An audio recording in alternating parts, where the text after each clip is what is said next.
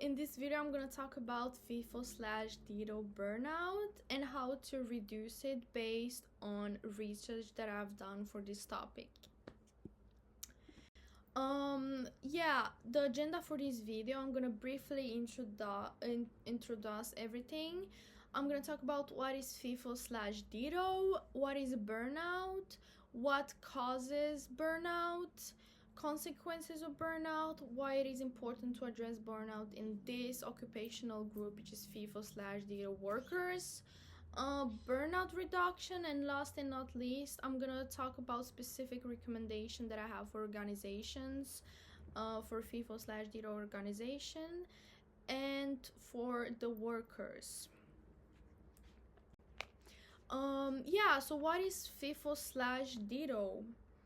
FIFO/DIDO jobs are jobs which are categorized by the workers living on site during their shifts, which means they don't live at home with their families, they live where the work is, and they get transported, fly in, fly out, or drive in, drive out by their organization to live on site for 1 week period, which is 1 week on site, 1 week off site, 2 weeks on site, 1 week off, 3 weeks on site, one week off, or 4 weeks on site and 2 weeks off, which means the weeks they have off, which means they can go home to their families. They also have long shifts, which are between 10 and 12 hours. It totally depends by the organization and their type of job. They live in accommodation villages on their work site. And why is that? Is because it's cheaper for organizations to have the workers live there temporarily and arrange their transportation to their job and home than to actually locate the workers and their families there permanently. They also get offered the meal plans to be on site. This is because the workers have to be on site, and they will work in very remote areas, which they have to be given like the meal plans and maybe some other recreational things like a gym to work out. And what are the benefits? Of course, the workers have to be compensated fairly well due to the uncomfortable situation of having to live on site and away from their families and being transported back and forth, so they get a higher paid salary. So what is burnout? Burnout is a psychological syndrome caused by the not treating the chronic work-related stress. Chronic work-related stress comes from jobs who are constantly putting a pressure on the physical, mental, or emotional state of the workers. So jobs who demand a lot of physical work and mental effort will put a lot of pressure on the worker. And if this pressure is not successfully managed, it can lead to burnout. So Marshall and Jackson have categorized burnout in 3 different sections, which is emotional exhaustion. This means the inhibition of the worker to have a lot of energy, him or she feeling emotional exhaustion, feeling drained and overextended. Depersonalization, which is negative attachment towards the work or the company or their colleagues.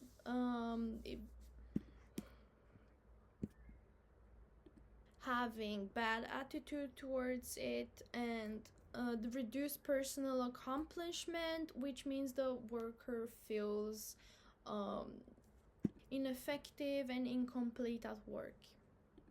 So, what is burnout? The causes of burnout are being explained by the areas of work-life model, and they're being categorized in 6 categories, which, if not being content, they lead to burnout. So workload, if the worker is feeling exhausted by the workload and not being able to handle it, it can lead to burnout. And on the other side, if he feels able to do everything he does, and it leads to engagement. Control, it means the worker's control over his personal life and workload. Again, if he feels not content with it, it will lead to burnout. Reward has to come from the worker feeling happy with the reward he gets from the job, which means probably like compensation and other areas. And if he's not happy, it will lead to burnout. Community, he has to feel content in having a good community at work and in a personal life, to being able to lead to engagement and not burnout. Fairness, he has to be feeling treated fairly by the work and the community, to have good motivation, and not having burnout. And values, the work has to resonate with the workers' values to have good engagement. So the consequences of burnout are pretty hard and they're pretty serious. Burnout can lead to poor physical health and mental health. The physical health are some medical problems which range from sleep disturbances to gastrointestinal infections, to type 2 diabetes and eating disorders, to myocardial infractions, which means heart problems, and even premature death. Burnout would also affect the mental health, and it can lead to depressive symptoms, anxiety disorders, and that can lead to alcohol dependence because the inability to cope with everything that's going on. What does this mean for the organizations? It means increase in sick absences from the workers. So the workers will be absent more, and this is not good for organizations. So why is it important to address burnout in this occupational group? So there are a lot of studies made for FIFO/DIDO workers, which they all lead to kind of the same results, which are because of their working schedule, the difficult conditions, the long shifts, their support system being away from them, they have worse mental health than, let's say, office workers or other occupational groups. So their lifestyle leads to worse mental disorders, and on top of that, they can also feel less supported by their supervisors or by their support system at work. They can feel a lot of disconnection, and that can also lead to burnout and mental disorders and physical disorders. Now we can start to talk about burnout reduction and how to reduce burnout for FIFO and DIDO workers. So we can use the job demand resource models to explain and understand burnout. So job demands, which are mental, emotional, and physical demands, and family, work-life families, those connect to job demands. And job resources are support systems, feedback, autonomy, and a lot of the job resources a job should offer. So those are two different things. The job demands placed with reduced health and energy with drainage can lead to organizational outcomes, to bad organizational outcomes. And on the other hand, the job resources which the job should offer, plus the motivation which a job should give you if the company is doing it right, it should lead to an increase of organizational outcomes, a positive organizational outcome. So it all stands in the job resources and the job demands. The job resources always have to be higher than the job demands for the worker to feel like he can handle everything in an okay way, and thus be having a good outcome on organizations. I have specific recommendation for organization and how to increase those job resources. So reduce job demands. As I said, you have to have less job demands and higher job resources for it to work. So how can you reduce job demands? You can have a smarter work schedule for the workers. As I explained in the first slide, workers can have to be on site for a couple of weeks and at home for a couple of weeks. But if you do 2 weeks on site and 1 week off site, it might be better than being off site for 4 weeks and 2 weeks at home.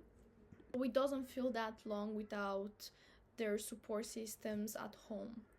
Organizations should also implement work conflict support programs and more and they should aim to manage work-home conflict by giving support programs and counseling programs, and also advice for more regular home contact. This being maybe giving a faster internet and better internet for the workers to contact home, and maybe more breaks. And also it's very important for the jobs to give a mental health education to the workers. They can do workshops, management strategies, and they can include this in the workers' work schedules. So increasing job resources. How can you increase your job resources as an organization? You can have supervisor/management training, and for them to being able to recognize the workers' needs and demands and feelings. You can implement team connection programs, which means that the people will have a better community and better communication and support system, so that they feel less alone and more included in their community. They have to be there for 2 weeks at least, so it's good to feel like you're included and you're appreciated. And also companies should work on implementing workers' autonomy, which means making the workers feeling more included in choosing their own schedules, being aware and having a say in their work schedules, in everything that demands them in the work. So they feel like they have a say in their day-to-day life. Last and not least, I have personally made this graph that is aimed for the workers, for FIFO and DIDO workers. This is a very simple graph, and organizations can also personalize it. It's a very simple graph which asks you 3 questions to aim to find out if the workers have a burnout. The first question: is the workload manageable? If the workers answers yes, it will also ask him, how do I manage the workload? Like, This helps the worker reflect on their abilities and being more aware of them. If he answers no, he can reach out for help. Again, organizations can personalize this graph, for example, putting in the contact number for someone, for their managers, for more personalized help options. The next question is, do I feel alone? If he answers no, there's again a question which asks him, who supports me right now? It's made for the worker to reflect on his support systems and for him to identify them and feel more secure. If he answers yes, again, he should reach out for help, and organizations can put in someone's contacts. The last question is, do I need a break? If the worker answers no, it will hit him with a question, are any physical or psychological discomfort? As I mentioned before, FIFO and DIDO workers are more prone to psychological and physical problems. And this question is made for the workers to reflect, do I feel something? Do I feel more out of order? And if he answers yes, again, he can reach out for help, and organizations can put in some contact information for him to do that. Yeah, and this was my presentation. I'm sorry for the time that it took, but I hope it was clarifying and content. So thank you. Here are the sources in 2 pages. You're more than welcome to watch them. Thank you so much.